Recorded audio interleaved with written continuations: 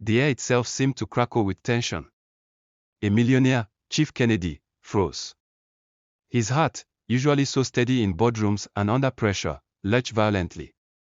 He watched, stunned, as his only son, young Kene, was shoved, dismissed, and cast out of his own home like a common servant. What Chief Kennedy did next would shock everyone. Kene's small, trembling hands gripped the two worn, brown suitcases. His knuckles were white, bloodless. Tears, thick and hot, streamed down his dusty cheeks, carving clean paths through the grime. Go on, out. The woman's voice, harsh and sharp, sliced through the quiet country air, a whip-like sound that seemed to echo in the sudden silence. The little boy's lower lip quivered uncontrollably. He turned, his gaze lingering on the large wooden house one last time. In his innocent heart, he hoped. He prayed. Maybe she would soften. Maybe she would remember that this, too, was his father's house. His home. But her face, contorted in cold, unyielding fury, hardened even more. She pointed a long, bony finger directly at the winding dirt road. You don't belong here, she barked, her voice dripping with venom. Go back to your grandmother, where you came from. This isn't your home anymore. You are not welcome. It hadn't always been like this. Not for Kene. 2 years ago, after his beloved mother, Ada, passed away, Kene had found solace and comfort with his grandmother, Mama Nkechi. Her small, cozy cottage on the other side of the valley was filled with warmth, the smell of freshly cooked meals, and endless stories. His father, Chief Kennedy, a successful and respected businessman, visited often. He would arrive in his big, black car, bringing a stream of colorful toys, strong, comforting hugs, and captivating tales of the vast world beyond their sleepy little town. And sometimes, on days when he missed his father terribly, Kene would pack his own small bag. He'd walk for miles, his little legs tiring, just to surprise his father at this very house. Chief Kennedy would always sweep him up into a joyful embrace, his laughter booming. My boy, you came to see me again. Those were the good times. Times filled with love and a sense of belonging.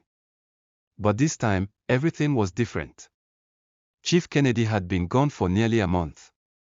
A long, demanding business trip had taken him far away. He had left the grand house, his sanctuary, in the care of a woman Kene barely knew. Her name was Mrs. Jane. Mrs. Jane had worn a wide, seemingly pleasant smile when Chief Kennedy's car pulled away. But the instant the sleek black vehicle disappeared down the long, winding road, her smile vanished. It was replaced by a rigid, unfeeling expression. Kene had felt a deep, profound loneliness these past few weeks. The house, usually bustling with gentle staff, felt empty and cold. He missed his father desperately. So, that very morning, a tiny spark of hope ignited within him. He decided he simply couldn't wait any longer. "I'll surprise Daddy," he whispered to himself, his voice barely audible, as he carefully packed his small bag with his favorite book and a worn-out toy soldier. "He'll be so happy to see me. He'll give me one of his big hugs." Kene arrived at the house, dusty and exhausted from the long, arduous walk. His small heart swelled with anticipation. But when Mrs. Jane opened the door, her face immediately turned to stone. Her eyes narrowed, sharp and accusatory. "What are you doing here?" she demanded, her body blocking the doorway, an impenetrable barrier. I came to see my dad," Kene said softly, his voice small and uncertain. "He's not here," she snapped, her tone dismissive. "I know," Kene continued, trying to sound brave, "but I thought I could wait for him. Please." He looked up at her, his big brown eyes pleading. "No," she barked, her voice suddenly much louder. "You don't belong in this house.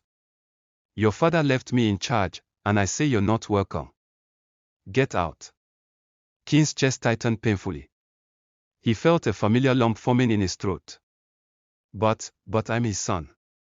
Mrs. Jane's lip curled into a sneer. A cruel, ugly expression. "His son. Look at you. Filthy, just like your mother. Always dirty, always in the way." The words struck Kene like a physical blow. They resonated with a sting that went deeper than any slap. "I'll be good," Kene whispered, tears already beginning to well in his eyes. He didn't want to cause any trouble. He just wanted to be near his father. I won't touch anything. I'll just wait in his room. I promise. But the woman, devoid of any mercy, shoved him roughly. Kene stumbled backward, losing his footing. His small hand scraped painfully against the rough wooden porch, leaving a red mark. You're no better than the servants here, she spat, her voice laced with disgust. Take your things and leave before he comes back. I don't want him to see your messy face around here. The boy's legs wobbled beneath him. He was shaking from head to toe. He hadn't even had a chance to step inside his own father's house. With trembling hands, he bent down and picked up his 2 heavy suitcases. They felt heavier than usual, weighted down by his crushed hopes. Where will I go? He asked quietly, his voice barely a whisper. He looked at her, his eyes still brimming with unshed tears. Back to your grandmother, the woman said coldly, her voice devoid of any warmth. She's probably the only one who wants you anyway. You're a nuisance here. Kene's vision blurred completely with tears. He started walking slowly, one careful step after another, down the wide, grassy yard. His small shoulders were hunched, burdened by the literal weight of his bags and the crushing weight of her cruel words.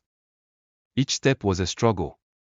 What Mrs. Jane, in her arrogance and cruelty, didn't know was that Chief Kennedy had cut his business trip short. A sudden, unexpected feeling had urged him to return home. A feeling that something wasn't quite right. His sleek black car turned onto the long dirt road that led to his sprawling estate. The tires crunched softly over the loose gravel, a familiar and comforting sound. A wave of excitement rose in his chest.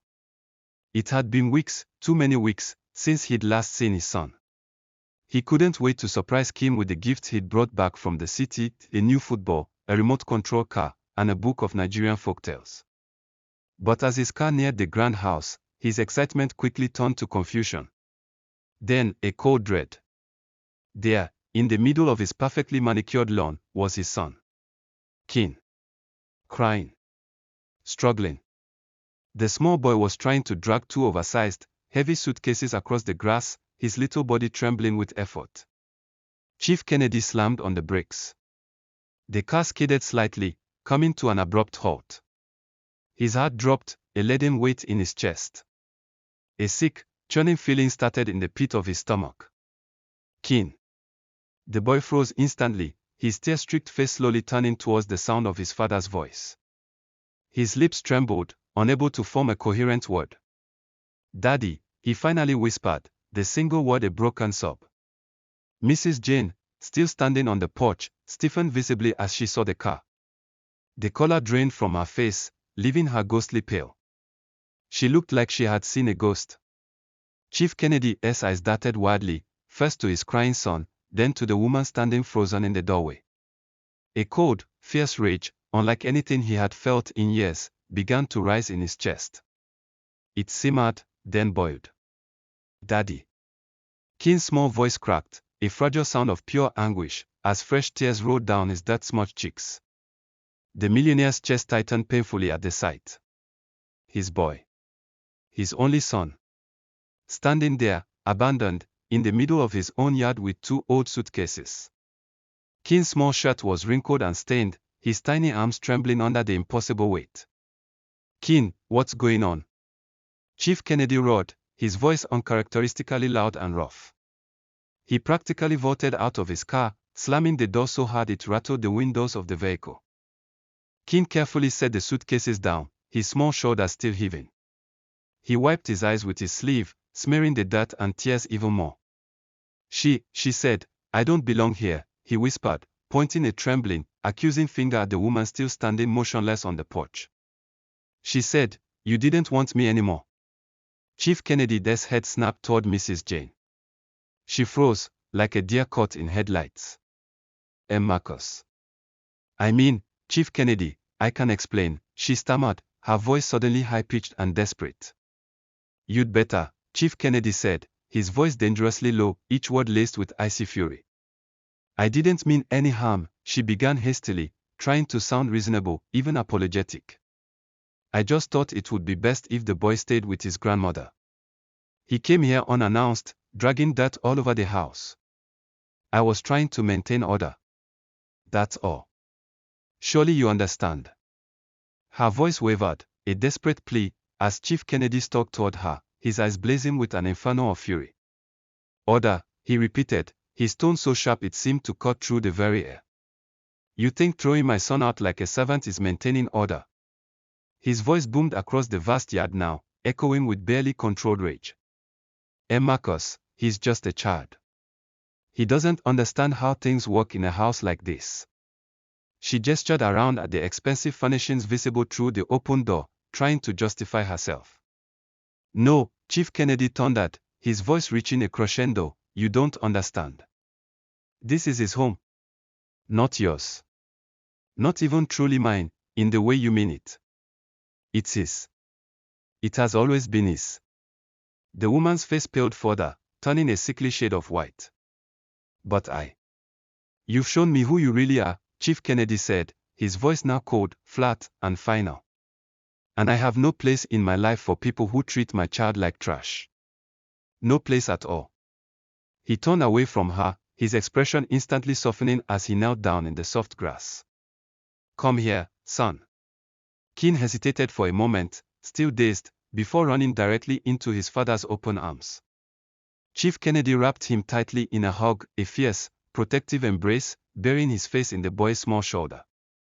I'm so sorry, he whispered, his voice thick with emotion. You should never have been treated like that. You are my son. You will always belong with me. Always.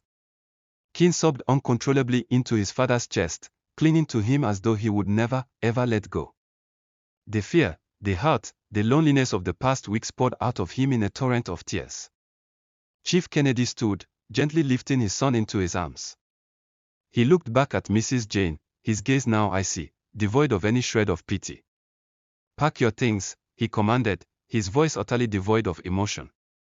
You're leaving this house today. Immediately. The woman's mouth fell open, a silent gasp of disbelief. You can't be serious, Chief Kennedy. You're lucky I'm not calling the police for what you just did, he interrupted, his voice cutting her off decisively. Now go. Get out. The chauffeur, a quiet, observant man named James, who had been silently watching the entire dramatic scene unfold, finally stepped forward. Sir, he said quietly, his voice low and respectful. I wanted to stop her. But she threatened to fire me if I spoke up. She said I'd lose everything. Chief Kennedy nodded, his jaw tightening. He knew James. He was a loyal man. You've worked for me for years, James. I know your heart. You're not to blame. Not at all. As Mrs. Jane, her face a mixture of fear and humiliation, hurried inside to pack her own bags, Chief Kennedy carried Kene into the house. The boy sniffled, still trembling slightly, as he looked around the grand living room, a place that suddenly felt both familiar and strangely alien. Will you send me back to Grandma's? He asked, his voice still small and wavering. Chief Kennedy knelt down again, holding Kene's shoulders firmly, looking him directly in the eyes. Listen to me carefully, my son, he said, his voice steady and resolute. You will never be sent away from me again. Not ever. This is your home. You're my son, and no one, absolutely no one, has the right to take that from you. Do you understand? Kene nodded slowly, his eyes wide with understanding, a newfound sense of security settling over him. Later that evening, after Mrs. Jane's car, loaded with her meager belongings, finally disappeared down the long, winding road, Chief Kennedy sat with Kene by the roaring fireplace. The boy was wrapped snugly in a warm, soft blanket, sipping hot cocoa as his father gently brushed the last traces of dirt from his small, precious hands. You're safe now, Chief Kennedy said softly, his voice full of warmth and love. And tomorrow, we're going to make this house feel like a real home for both of us. A true home. For the first time in weeks, Chief Kennedy felt a profound sense of peace wash over him. A deep, quiet calm settled in his heart.